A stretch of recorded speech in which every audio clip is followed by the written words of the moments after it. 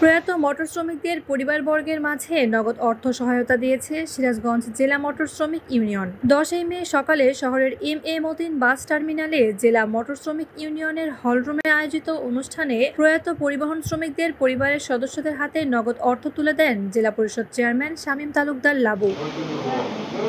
সিরাজগঞ্জ জেলা মোটর শ্রমিক ইউনিয়নের সভাপতি মোহাম্মদ সুলতান তালুকদারের সভাপতিত্বে অনুষ্ঠানের অতিথি হিসেবে উপস্থিত ছিলেন জেলা বাস, মিনিবাস ও কোচ মালিক সমিতির সাধারণ সম্পাদক আতিকুর রহমান আতিক, মোটর শ্রমিক ইউনিয়নের সাধারণ সম্পাদক মনিরুজ্জামান লিটন সহ অত্র ইউনিয়নের সকল স্তরের নেতাকর্মীরা ও নিহত শ্রমিকদের পরিবারের সদস্যরা উপস্থিত ছিলেন।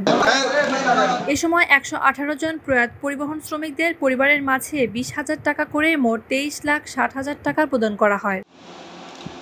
Sirajganj Times news desk.